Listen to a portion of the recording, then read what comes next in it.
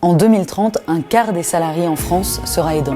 Alors, je suis Hélène Rossineau, médecin spécialiste de santé publique et plus particulièrement des aidants. Je suis l'auteur de plusieurs livres dont Ma famille, mon job et moi qui viennent paraître aux éditions Robert Laffont. Un salarié aidant, c'est un salarié qui accompagne de manière très régulière un de ses proches, que ce soit un parent âgé, vieillissant, que ce soit un conjoint, par exemple malade ou porteur d'un handicap, ou un enfant. J'ai un peu plusieurs métiers. J'accompagne les entreprises, les institutions et parfois les gouvernements sur les politiques pour les proches aidants, pour le domicile et le vieillissement de manière générale.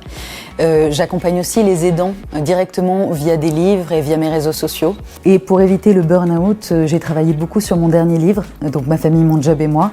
La toute première partie du livre est vraiment consacrée à éviter l'épuisement, à essayer de se rendre compte quand on s'en approche, parce que c'est très important. Souvent, on a la tête dans le guidon quand on est aidant. On est très occupé entre son travail et son proche, on ne pense pas vraiment à soi. Et quand on se rend compte que ça ne va pas, on est vraiment arrivé déjà à sa limite. Donc l'idée avec ce livre, c'est d'abord de les aider pas à pas, à lutter contre la culpabilité, à réussir à gérer un peu leurs émotions, à apprendre à dire non, et à découvrir des petits pas, des petites choses qu'ils peuvent faire tous les jours, mais vraiment toutes petites, parce qu'on entend beaucoup d'injonctions dans tous les sens, faites 45 minutes de sport par jour, mangez super sain, etc. Quand on aide un de ses proches au quotidien, bien entendu, si vous voulez faire ça, vous pouvez, mais c'est quand même extrêmement compliqué à faire. Donc moi, j'essaye de donner des conseils qui s'adaptent vraiment au quotidien de ceux qui ont très peu de temps, parce qu'ils s'occupent déjà beaucoup des autres. Mais le but, c'est de s'améliorer petit peu par petit peu. Et puis dans ce livre, il y a un carnet d'évaluation qui permet, à travers tout un tas de questions, de voir où on en est par rapport à son épuisement, de voir où on en est par rapport à son travail aussi. Parce que parfois, le travail a un impact assez négatif sur notre vie, donc c'est important de pouvoir faire un point de manière générale. J'ai découvert d'abord le sujet des aidants il y a longtemps, quand j'étais encore interne en médecine, donc étudiante. J'étais interne en hospitalisation à domicile et je ne maîtrisais pas encore bien le domicile parce que comme tous les médecins, j'étais juste formée à l'hôpital. Et mon chef m'a envoyé suivre des infirmières pendant quelques semaines pour me familiariser avec le domicile.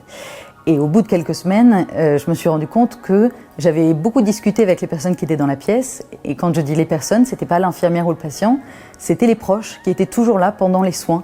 Et ces proches, les patients avaient beau être très différents, eux me disaient tous la même chose. Donc quand je suis rentrée voir mon chef, je lui ai dit « Mais écoute, c'est quand même surprenant, il y a des proches qui sont là pendant tous les soins, que ce soit un soin palliatif en cancer ou après un accident de la route, tout le monde était là. » Et il m'a dit oui, ça s'appelle aidant. Il n'y a pas grand-chose encore sur le sujet dans la littérature. Et donc je lui ai dit, bah, écoute, si tu veux, on fait mon Master 2 et ma thèse sur le sujet. Et donc il m'a dit, banco, on part là-dessus.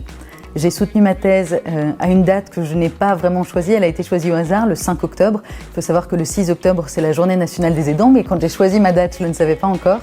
Et donc, le Figaro a fait un papier sur ma thèse le lendemain. C'est comme ça que tout a un peu décollé. Les associations se sont rendues compte qu'il y avait un médecin qui s'intéressait au sujet des aidants, et donc j'ai commencé à travailler avec eux.